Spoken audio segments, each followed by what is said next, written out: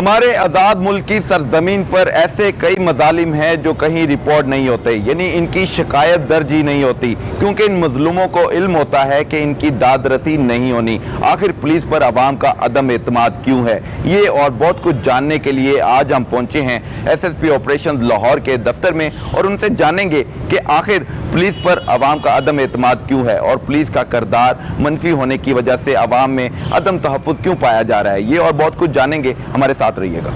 आज के हमारे मेहमान हैं SSP ऑपरेशन लाहौर वकार कुरैशी साहब। इनसे जानेंगे कि माशरे में आए रोज़ कई कहानियाँ जन्म लेती हैं जिनका ताल्लुक जबर, ज़्यादती और जुल्म के साथ होता है, लेकिन ऐसे वाक़यात जो अदल इंसाफ के साथ जुड़े हुए हैं, क्या पुलिस का किरदार मनफी होता है या मुस्बत होता है?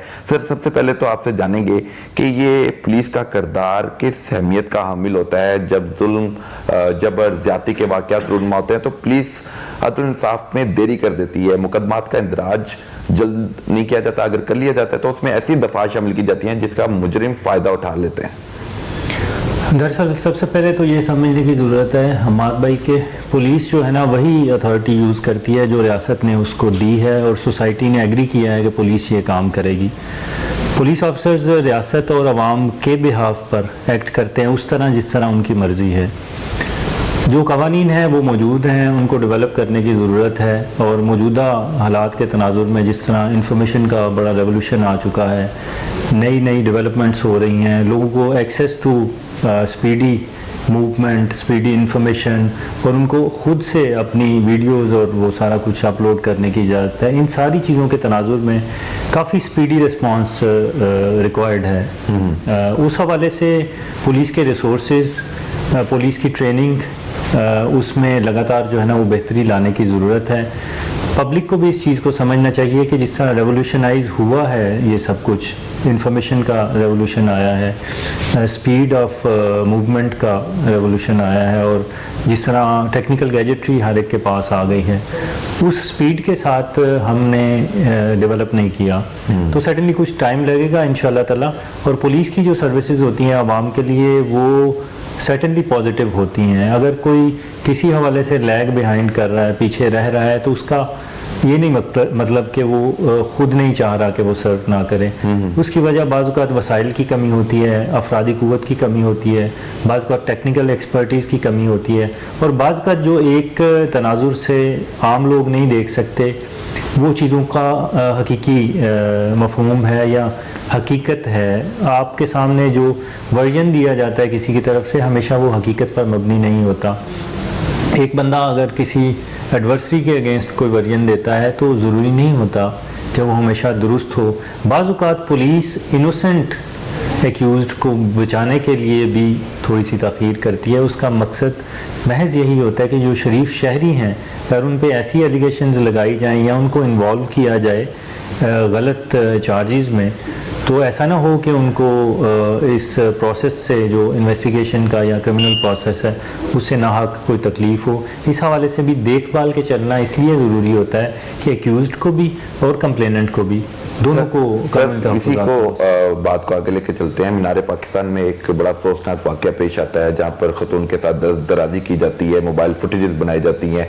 उसकी तरफ से जब थाने में दरख्वास्त दी जाती है तो वो दफ़ात शामिल नहीं की गई।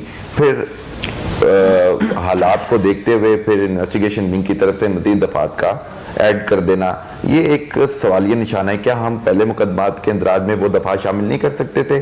सब कुछ तो नज़र आ रहा था। इसके बाद हम चले जाते हैं, ये रिक्शा ड्राइवर ने ज़्यादती की माँ बेटी के साथ, वो भी बड़ा अफसोसनाक तकलीफ दे बात है। और ये जो इतना बड़ा कदम उठाते हैं जो क्रिमिनल्स और बाश नौजवान, तब भी हमने 376 की दफ़ा ऐड की, जबकि उसने अंदर एप्लीकेशन में डकैती भी किया है कि मेरे पैसे भी चुरा लिए, ये भी कर लिए, वो कर लिए, उसकी दफ़ात भी शामिल नहीं की गई।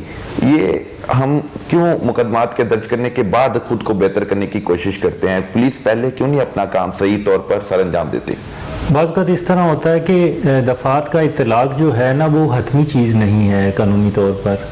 अगर वो फेस ऑफ FIR पर दर्ज नहीं की गई तो उसका ये नहीं मतलब कि कंटेंट्स जो कंप्लेनेंट ने लिखे हुए हैं वो कंप्रोमाइज़ हो गई हैं, उनको नहीं तस्लीम किया जाएगा कानूनी तौर पर। दरअसल जो कानून तस्लीम करता है वो दरख्वास्त का मतन होता है। अगर एफआईआर के फेस पे वो मुतलका सेक्शंस का इतलाक पहले कर दिया जाए या बाद में कर दिया जाए, वो कानूनी तौर पर उसी तरह एडमिसिबल है। एज सच केस में डेंट कोई नहीं पड़ता उससे। हाँ, कोई फर्क नहीं पड़ता, कोई फर्क नहीं पड़ता, उसकी वर्थ में कोई फर्क नहीं पड़ता, क्योंकि उसकी एलिगेशंस वही होती है जो उसने मतन में दी होती हैं और वही कानूनी तौर पर एडमिसिबल है। चाहे कोई सेक्शन का इतलाक ना भी किया जाए तो वो मतन काबिल कबूल है कानून में। पुलिस ने उसके हर हवाले से उस पर इन्वेस्टिगेशन करनी है। हाँ, इस हद तक दुरुस्त बात है, अगर कोई चीज़ ऑफिसर जो दर्ज करता है एफआईआर वो मिस करता है तो अदम काबिलियत की निशानी है। हम हर वक्त कोशिश करते हैं कि कैपेसिटी बिल्डिंग की जाए और उनके इल्म में इजाफा किया जाए। फिर जिस तरह क़वानीन भी लगातार चेंज होते रहते हैं। कल ही मैंने आते ही सेक्सुअल ऑफेंसेस के हवाले से ना किस तरह पनिशमेंट्स वाली सेक्शंस का इतलाक करना है उस हवाले से एक हिदायतनामा भी जारी किया है। वो हिदायतनामा क्या है? वो हिदायतनामा ये है कि 2021 में ही अमेंडमेंट नेशनल असम्बली में हुई है, जिसमें गैंग रेप में 375A एक सेक्शन पाकिस्तान पिनल कोड में इजाफा किया गया है। इसमें ड्रास्टिक चेंज आ गई है। अब रेप की डेफिनेशन जो है ना वो बहुत वास्ट कर दी है उन्होंने, तो उसको एक लंबी डिबेट है, अलग से कानूनी डिबेट है। और फिर इस तरह जो चाइल्ड देखने वालों को पता हो कि क्या ऐड होगा और इसका नुकसान क्या होगा, इसकी सजा क्या होगी, ये जरा आप खुल के बताएं।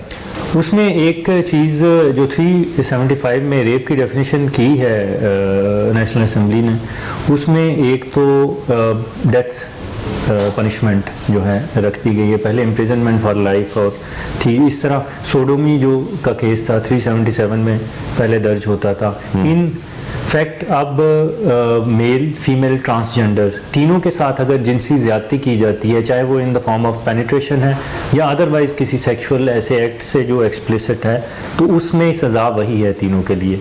तो इनफैक्ट 375 में रेप में अब मेल फीमेल ट्रांसजेंडर कोई भी उस सेक्सुअल जो है ना उनके साथ ज्यादती होती है तो वो सारी उसी के तहत दर्ज होगी।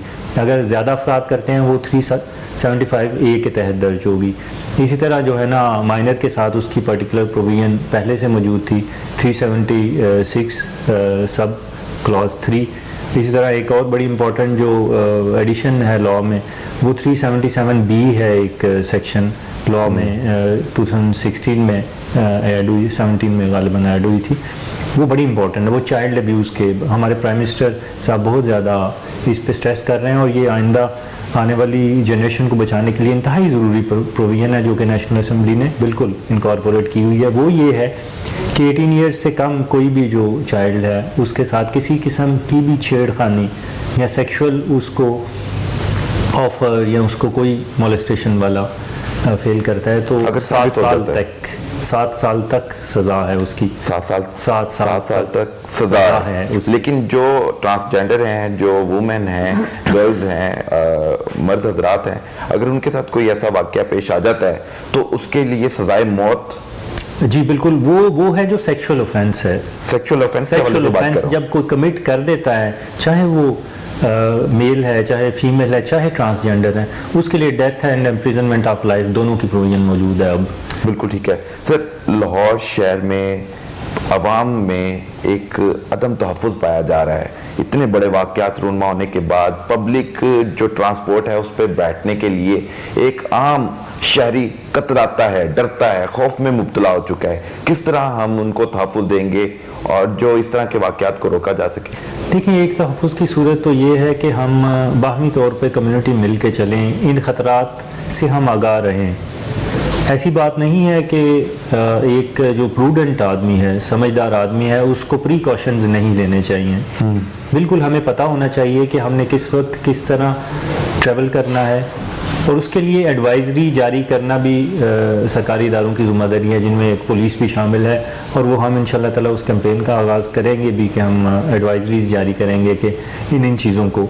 इसी तरह जो सर्विसेज हैं जिनमें बहुत सारे अनरजिस्टर्ड लोग पब्लिक सर्विस प्रोवाइड कर रहे हैं in the form of taxi cab services हो गई, रिक्शा सर्विसेज हो गई, मोटरसाइकिल सर्विसेज हो गई, इनको ऑन रिकॉर्ड लाने की ज़रूरत है कि इनमें रजिस्ट्रेशन से पहले पुलिस सर्टिफिकेशन हो और वो भी जब तक वो बंदा रेगुलरली वो काम करता है तो उसके काम करने का एरिया वगैरह वो पुलिस की सर्विलेंस में। सर, ये बहुत ज़रूरी है इनका डाटा, इनकी तफसीलात इकट्ठी करना, क्योंकि बहुत से ऐसे वाक़यात रूनमा हो चुके हैं जिनमें डकैती भी की गई है, चोरी भी की गई है, हरासमेंट भी की गई है और किडनैपिंग केसेस के वाक़यात भी रुनुमा हुए हैं। अब जाति का वाक़या भी सामने आ चुका है और माँ बेटी के साथ जाति की गई, तो इस तरह अब इनकी तफसीलात ना ली गई तो ये माशरे में तबाही का सबब बन रहे हैं। देखिए, एक पहलू तो ये है कि हम इसको प्रिवेंट करें, उसके सारे बाब बंद करें, सद्दे बाब करें, वो इंशाल्लाह ताला हम इनिशिएट करेंगे। पहले भी पुलिस करती रही है, ज़्यादा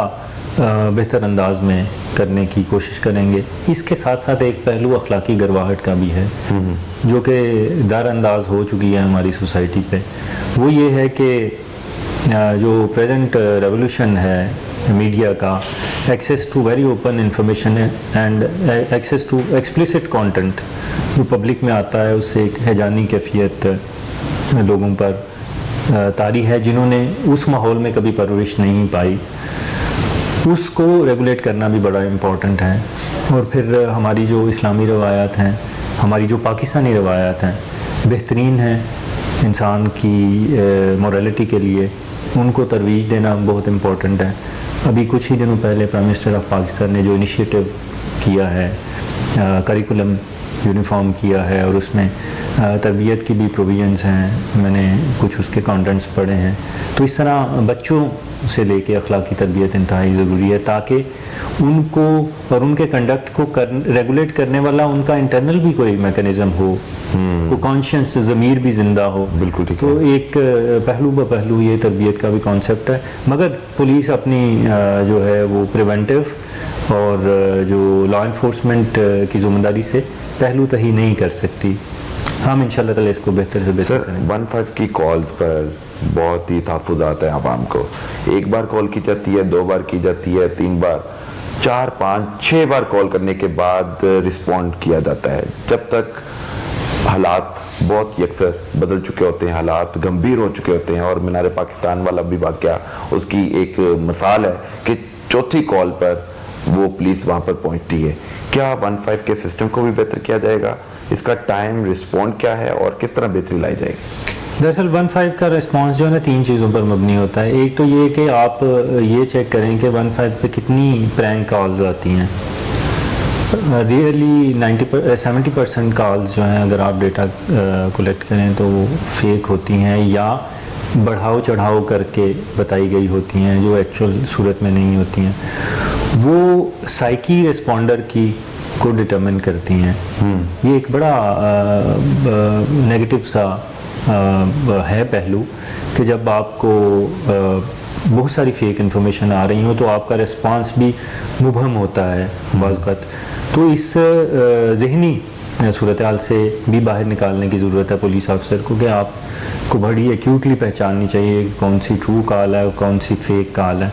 तो पब्लिक को भी इस चीज़ को कंसर्न रखना चाहिए कि फ़ेक कॉल से इज्तनाब किया जाए। रिस्पांस टाइम भी दूसरी जो इम्पोर्टेंट चीज़ है वो डिपेंड कर रहा होता है वसाइल पे। अगर एक दिन में सैकड़ों कॉलें आ रही हैं तो आया गाड़ियाँ पुलिस की किसी और ड्यूटी में तो एंगेज नहीं है। जो पुलिस ऑफिसर रिसीव करता है कॉल 15 से, उसको ट्रांसमिट होती है या डिस्पैच होती है, नियरेस्ट बहुत शाज़ व नादर केस में होता है कि वो रिस्पांस में बिला वजह ताख़ीर करें। ऐसा होता नहीं है। पुलिस ऑफिसर जो नियरेस्ट अवेलेबल होता है, डिस्पैच हो गई है, रिसीट हो गई है, इमीडिएटली मूव करते हैं। फौरी तौर पे थाने में रिस्पॉन्ड करना है, डॉल्फिन ने करना है, PRU ने करना है, बहुत सारे विंग्स बन गए हैं। लेकिन जिम्मेदारी कोई भी नहीं लेता, मौके पे स्पॉट पे कोई भी टाइमली नहीं जो जब कंट्रोल रिले करता है, इसको ट्रांसमिट करता है ना, उसको पता होता है कि इसमें कौन कौन है, वो इंडिविजुअली सारों को बताता है और लामहला वो मॉनिटर भी करता है। और अगर रिस्पॉन्स ना हो तो उस पर सज़ा भी होती है अच्छी खासी, अगर कोई ऐसी ग्रेव। और बहुत से आप लाहौर में पुलिस का रिस्पांस टाइम चेक करें तो around 5 to 9 minutes in many cases आप उसको काउंट भी कर सकते हैं। 15 की कॉल का टाइम, रिस्पांस टाइम। लाहौर में प्रेजेंट जो CCPO हैं उनके आने के बाद जो है वो 5 to 6 मिनट्स पर कॉल रिस्पांस टाइम वो बेहतर हुआ है। और मज़ेदार बात यह है कि न्यूयॉर्क पुलिस और जो लंदन पुलिस से हमारा रिस्पांस टाइम ज़्यादा है लाहौर पुलिस का। कम है। लंदन पुलिस से लाहौर ज़्यादा पुलिस बेहतर का है, टाइम ज़्यादा बेहतर है Response time फॉर यू ज़्यादा रिस्पॉन्ड बेहतर का। है। जी, ज़्यादा। उनका क्या टाइम है? उनका टाइम जो है ना अराउंड एक कॉल पे इट गोज अबव 15 मिनट्स दोनों का 15 एट मिनट। एवरेज। हमारा रिस्पांस टाइम जो है लेस देन 10 मिनट्स है। ज़बरदस्त। तो इसके बावजूद पुलिस को तनकीद का निशाना भी बनाया जाता है। हमें किस लेवल पे खुद को बेहतर करना है? आवाम क्या आपके साथ ताउन कर सकती है कि आवाम की भी दाद रसी हो जाए और पुलिस अपना काम बेहतर तरीके से सर अंजाम दे पाए? देखिए, बात यह है कि सर्विस जब आवाम को देनी है तो आवाम हमारा फेवरेट चाइल्ड है, वो हमारे क्लाइंट्स हैं, हम उनके लिए हैं। तो हम ये तो कभी नहीं कहेंगे कि आवाम जो है ना उस ज़िम्मेदारी का बोझ उठाए जो कि एक्चुअली ज़िम्मेदारी हम पे है। सिर्फ ये कि वो जिस ऑब्जेक्टिव को हमने अचीव करना है बीइंग कम्युनिटी, उसमें पर्सनल अपनी ज़िम्मेदारियों का ज़रूर मुज़ाहरा करें। जिस तरह ये होता है कि मूवमेंट जब करने लगें तो वो ज़रूर जो है ना केयरफुल रहें कि और पुलिस पे एतमाद करें। ज़रूर पुलिस वाले हर जगह रात को भी नाकों पे या उस पे मौजूद होते हैं, कोशिश करें कि उनसे रहनुमाई भी लें, गाइडेंस भी लें। पुलिस ऑफिसर ऑन ग्राउंड मैं बड़े वसूख से कहता हूँ आज भी किसी भी जगह पे Pakistan is the most safe person to contact. और ये आवाम जानती है इस चीज़ को कि ऑन रोड शहर में अजनबी जगह पे पुलिस अफसर वो मोस्ट सेफ उनके लिए पर्सन होता है जिससे वो कांटेक्ट कर सकते हैं और महफूज रह सकते हैं। इस चीज़ को उजागर करने की ज़रूरत है और पुलिस को इस नज़र से देखने की ज़रूरत है। और ये इंशाअल्लाह ताला अल्लाह के फजल करम से ऐसा ही है और कम्युनिटी जब इस पे एतमाद करेगी तो ये मज़ीद बेहतर होगा। बस हमें जॉइंटली चलने की। ग्रेटर इकबाल पार्क के बाद लाहौर पुलिस में बड़ी तब्दीलियां देखने को मिली हैं और ये तब्दीलियां होने के बाद एसएसपी ऑपरेशंस वकार कुरैशी ने अपनी जिम्मेदारी, अपनी कमान संभाल ली और आवाम को जानो माल के तहफ़्फ़ुज़ के लिए यकीन से कह रहे हैं कि हम हालात को तब्दील करेंगे। आवाम के जानो माल को तहफ़्फ़ुज़ देना पुलिस की जिम्मेदारी है और वो अपना किरदार अदा करने में कभी भी पीछे नहीं हटेंगे। मज़ीद गुफ्तगू जारी रहेगी, देखते रहिए प्रोग्राम थानेदार।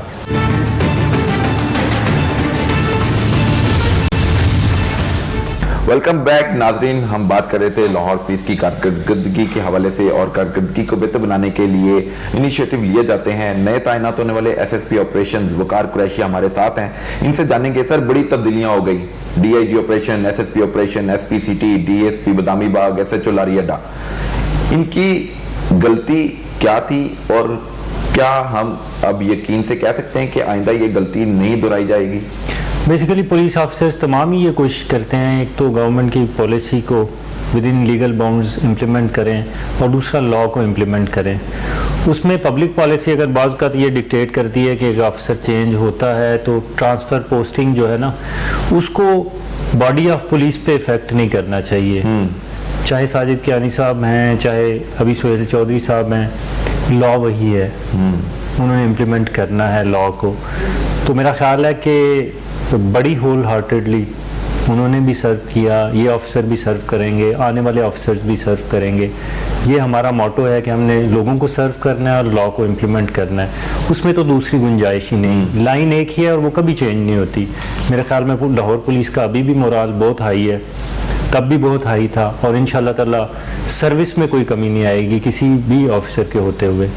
तो मेन ऑब्जेक्टिव वही रहेगा और इंशाल्लाह ताला पूरे भरपूर लेवल से और पूरी स्ट्रेंथ से टो होगा। सर जब भी कोई त्यौहार होता है, कोई ऐसा फंक्शन आता है, इवेंट होता है, तो बहुत सी जो अवाम है वो तफरी मकामात की तरफ रुख करते हैं। उनकी सिक्योरिटी के हवाले से प्लान भी तरतीब दिया जाता है, लेकिन क्या वजह है कि मुतलका पुलिस स्टेशन उस प्लान पर अमल दरामद नहीं करते, अपने मातहत को ड्यूटियों पर लगा देते हैं और खुद दफ्तर में या किसी के दफ्तर में बैठे दिखाई देते हैं, जिसकी वजह से फिर ये होता है कि बड़े अफसरान की गर्दन उतार दी जाती है और महकमा फिर डिमोरलाइज हो रहा है। देखिए, बात यह है कि कोई भी ऐसी नेग्लिजेंस जिससे पब्लिक राइट्स डिस्टर्ब होते रहते हैं, उसका अल्टीमेटली खुमियाजा तो भुगतना पड़ता है इदारों को।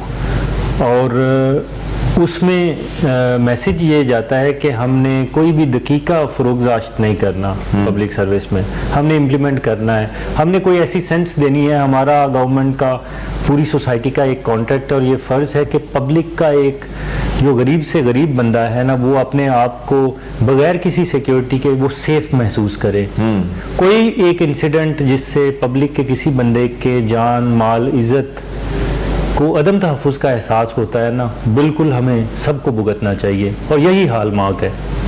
पुलिस का काम है शहरियों को तहफ़्फ़ुज़ देना। अदम तहफ़्फ़ुज़ अब पैदा हो चुका है, इसको दूर करने के लिए अब आपको क्या क्या चैलेंजेस दरपेश हैं, कि क्या वजह है, कौन सी ऐसी चीज़ रुकावट बनती है कि अवाम में एहसास तहफ़्फ़ुज़ पैदा नहीं हो रहा, अवाम पुलिस के बारे में मुस्बत सोच नहीं रखती, वो आज भी अवाम जो है वो पुलिस को अपना दुश्मन समझती है, थाने में जाने से कतराते हैं, मुकदमात दर्ज नहीं होते, बहुत से मजलूम इंसाफ के लिए थानों में रुख ही नहीं करते। क्या वजह है कि आप उनको इतना पैम्पराइज करें, उनको बैलेंस करें और वो थाने में आए और अपनी कंप्लेंट्स लेकर आएँ और उसके सद्देबाब के लिए आपकी तरफ से इकदाम अमल में लाए जाएँ? सबसे बड़ा गैप इसमें कम्युनिटी पुलिस जॉइंट पार्टनरशिप है। इसमें प्रेजेंट सीसीपीओ ने ना एक इनिशिएटिव लिया है कम्युनिटी गाइड्स का। उनको ये ऑब्जेक्टिव दिया गया है कि वो लोग जो बिल्कुल लावारिस अपने आप को तसव्वुर करते हैं, जो बिल्कुल अपने आप को अनप्रिविलेज्ड तसव्वुर करते हैं, वो जो थाने से खौफ खाते हैं, उन लोगों को वो टारगेट करेंगे और उन लोगों का काम उनके नुमाइंदा और वकील बन के करवाएंगे। इसी वजह से इन्हें कम्युनिटी गाइड्स कहा गया कि ये पुलिस रिप्रेजेंटेटिव्स नहीं है, ये कम्युनिटी गाइड्स हैं। कम्युनिटी गाइड्स हर थाने में मौजूद हैं? एक तैनात है, वो पीक जो 8 आवर्स होते हैं ना, उनमें थाने में मौजूद होता है और जो कंप्लेनेंट्स आते हैं या जिनका कोई काम होता है खुद भी आउटरीच करके कांटेक्ट करता है, वो उनके मसाइल हल करता है। सर, इससे पहले भी हमने इनिशिएटिव देखे हैं साबका दौर में, एडमिन ऑफिसर हर थाने में लगाए गए थे, तब भी यही उनका काम था कि जो भी साहिल थाने में आए उसकी दरखास्त लिखी जाए, उसको एंटरटेन किया जाए और उसकी दाद रसी के लिए जो जो पुलिस ऑफिसर कर सकता है वो उसमें अपना रोल प्ले करे। अब कम्युनिटी गाइड लगा दिए गए हैं, लेकिन हमारा जब थानों में जाना होता है तो कम्युनिटी गाइड एक इस तरह बैठा होता है कि उसकी कोई जिम्मेदारी नहीं है, वो जान छुड़ा रहा होता है, उसमें इतना कॉन्फिडेंस नहीं है कि वो एक साहिल आया तो उसके जो प्रॉब्लम्स हैं उसको उस प्रॉब्लम से निकाल के आगे लेके चले। तो उनकी ट्रेनिंग, उनकी तरबियत क्या इस सतह पर करवाई गई कि वो कॉन्फिडेंसली आगे आए और काम करवाएं? जी, कम्युनिटी गाइड्स की बड़ी एक्सटेंसिव तरबियत करवाई गई। उसमें हमने वो एरियाज़ चुने जिनमें पब्लिक को पुलिस से काम पड़ता है बहुत ज़्यादा, जिसमें लाइसेंसिंग की मालूमात से लेके FIR रजिस्ट्रेशन का अमल है या तफ्तीश के मुख्तलिफ प्रोसेसेस हैं जिनके बारे में पब्लिक का कोई बंदा जानना चाहता है या जिसमें उसको प्रॉब्लम्स आती हैं, उसका कोई रिश्तेदार हवालात में बंद है, उससे मुलाकात करना या कैरेक्टर सर्टिफिकेट लेना या पुलिस से मुतल्लिका जितने दीगर मामलात हैं उनके हवाले से कोऑर्डिनेशन करना। उस पर मुतल्लिका यूनिट्स के जो ट्रेनर्स हैं उन्होंने उनको 6 दिन की एक ट्रेनिंग करवाई ताकि वो इस काबिल हो सकें कि लोग आएँ तो वो उनको बिल्कुल अच्छे तरीके से गाइड कर सकें।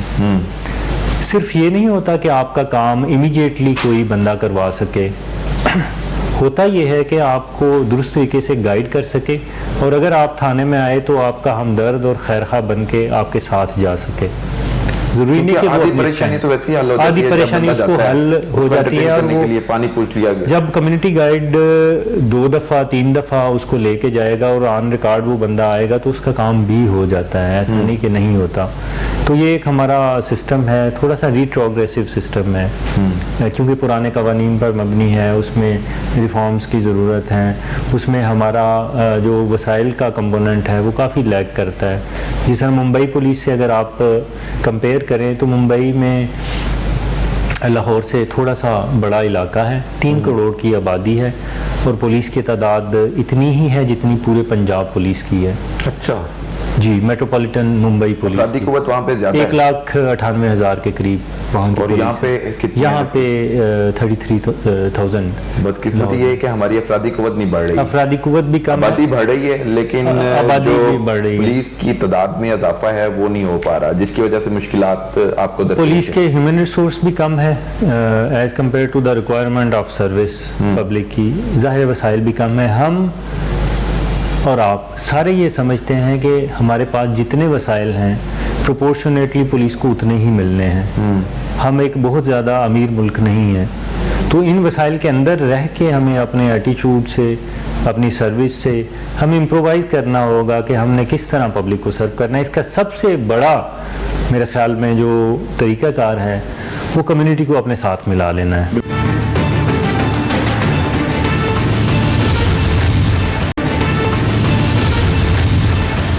हम जब थाने में जाते हैं तो थाने में एक एसएचओ जब बात करता है कि हमारे पास फंड्स मुयस्सर नहीं है, तो इस वजह से फिर हम जो है अपनी मदद आपके तहत ये सारा वसाइल को लेकर चलते हैं। महकमे की तरफ से क्या ऐसी मुश्किल पेश आती है कि जो फंड जनरेट होता है, जो फंड मुख्तस किया जाता है, वो थाने की सतह तक नहीं पहुंचता, जिसकी वजह से वो फिर पैसों के लेन देन, रिश्वत और इस तरह के मामला सामने आते हैं? नहीं, ऐसी बात नहीं है। आपको मैं बड़े वसूख से एक बात कह सकता हूँ, प्रूव कर सकता हूँ। आप एक इंडिपेंडेंट ऑडिटर के तौर पे उसको ऑब्ज़र्व कर सकते हैं कि पुलिस स्टेशन के लिए जो भी फंड आते हैं वो दो मद्दों में आते हैं। एक उनके लिए तेल का खर्चा है, तेल की एलोकेशन है, वो जितना प्रोपोर्शनल डिस्ट्रीब्यूशन में आता है उतना मिल जाता है, थाने को बिल्कुल मिलता है। हर गाड़ी का एलोकेटेड पेट्रोल है। दूसरा जो है ना, कॉस्ट ऑफ इन्वेस्टिगेशन आती है, जो कि आईओ के लिए इन्वेस्टिगेशन का मुख्तलिफ केसेस की मद में ख़र्चा है, वो भी उनको मिल जाता है। 100% ऑलमोस्ट केसेस में उनको वो मिलता है, ऐसी नहीं बात। सिर्फ ये होता है कि उनका प्रोपोर्शन जो पुलिस के वर्क से बहुत कम होता है जो एलोकेटेड है। जाहिर है कि अगर आप 24 घंटे 150 किलोमीटर गाड़ी चलानी है तो अवेलेबल पेट्रोल में वो चल नहीं पाती, वो 60-70 किलोमीटर अगर चलेगी तो फिर उसमें रिस्पांस से फ़र्क आता है। ज़ाहिर है आपने उन्हीं 60-70 किलोमीटर की रनिंग को मद्देनज़र रखते हुए रिस्पॉन्ड करना है और उसी हद तक एक्टिवेट होना है। तो वो एक जो है ना, एक रिसोर्स कंस्ट्रेंट है, उसको हम कोशिश करते हैं कि एफिशिएंट मैनेजमेंट से कवर कर सकें। आपकी तरफ से अब जो थानों में तैनात एसएचओज हैं उनको क्या इंस्ट्रक्शंस दी जा रही हैं? थानों में विजिट कब किए जाएंगे? कब वो थानों से निकलकर आवाम के जान माल को तोहफ़्फ़ो देने के लिए अमली तौर पर मैदान में नजर आए? 3 कंपोनेंट्स हैं इसके, जो आईजी साहब और सीसीपीओ साहब उस पर स्ट्रेस कर रहे हैं। एक तो सर्टेन आवर्स में एसएचओज और इंचार्ज इन्वेस्टिगेशन का लोगों के लिए थाने में मौजूद रहना, जिसमें से असर के बाद का 3 से शाम बजे तक का मुख्तलिफ औकात के वक्त हैं कि वो मौजूद रहे, कंप्लेनेंट्स को भी पता हो, लोगों को पता इस वक्त वो बैठा होगा तो मैं उससे मिल सकूँगा। दूसरा उसका कंपोनेंट ये है कि वो कम्युनिटी में आउटरीच करे, लोगों से मिले जुले और लोगों से अच्छे ताल्लुकात कायम रखे। थर्ड उसका कंपोनेंट ये है कि अपनी रिकॉर्ड कीपिंग दुरुस्त करे। इन हाउस रिकॉर्ड कीपिंग दुरुस्त ना होने की वजह से ना सही डिसीजन मेकिंग होती है, ना क्रिमिनल की सर्विलेंस हो सकती है, ना जो है वो कोई भी अच्छा डिसीजन बर वक्त हो सकता है, क्योंकि आपके पास रिकॉर्ड डेटा ना हो तो वो नहीं हो सकता। डेटा दुरुस्त हालत में हो, मुकम्मल हो, तो आप क्रिमिनल्स को भी पकड़ सकते हैं, उस पर एक्शन भी कर सकते हैं और एक जो है ना प्रिवेंट भी क्राइम करते हैं। बकाया पेट्रोलिंग है, इलाके में क्राइम की प्रिवेंशन है, गुंडागर्द अनासर के ख़िलाफ़ एक्शन है, उसमें जो है ना तवातर के साथ काम करने की हिदायत दी गई है। तो इन हाउस मैनेजमेंट है, पब्लिक डीलिंग है और क्राइम प्रिवेंशन है, ये तीनों हेड्स पे स्ट्रेस किया जाता है। सर, एसएचओज की तरफ से मुकदमात के इंदराज में काफ़ी देरी बरती जाती है।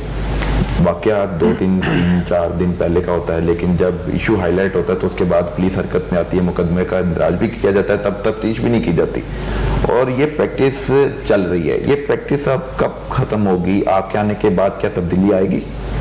दरअसल जो फील्ड की ज़रूरियात हैं और जो फील्ड की कंस्ट्रेंट्स हैं उनमें 2-3 चीज़ें बड़ी अहम होती हैं। एक तो कंप्लेनेंट की ख्वाहिशात कि मैं अभी इसे दर्ज करूं या कुछ सोच विचार के बाद दर्ज करूं, वो बड़ी अहम होती है, बाज़ का वो भी हायल होती है। दूसरे नंबर पे कुछ केसेस में ये होता है कि कंटेंट्स जो हैं एक्चुअल वाक़े के वो पुलिस केस नहीं बन पा रहे होते और उस पर जब इजाफ़ा करके एक केस बनाने की कोशिश की जाती है, उसको भी बाज़ लोग पुलिस ऑफिसर रेजिस्ट करते हैं और डिले हो जाता है। यानी फेक जो कंटेंट्स होते हैं उसमें महज एक के इनोसेंट एक्यूज्ड को बचाने की चक्कर में वो लेट हो जाए। थर्ड एक कंपोनेंट होता है कि क्राइम बर्किंग, कि क्राइम हो गया है तो एसएचओ ये शो करने के लिए, कोई पुलिस ऑफिसर ये शो करे कि मेरे इलाके में क्राइम ज़्यादा नहीं हुआ तो मैं कम रजिस्टर करूं ताकि मेरी परफॉर्मेंस बेहतर नज़र आए, बजाय इसके कि मैं सारे क्राइम रजिस्टर कर दूं और वो ज़्यादा नज़र आए। ये एक धोखा है, फ्रेब है। आईजी साहब की तरफ से बड़ी क्लियर इंस्ट्रक्शन है, सीपीओ साहब भी इसको फॉलो कर रहे हैं कि आप जितना भी क्राइम होता है वो रजिस्टर करें। रजिस्ट्रेशन पे आपको नहीं पूछा जाएगा, हाँ उसके बाद उस पर आप काम अमल दरामद कैसे करते हैं, डिटेक्ट इन्वेस्टिगेट कैसे करते हैं, उस पर ज़रूर पूछगिछ होनी चाहिए।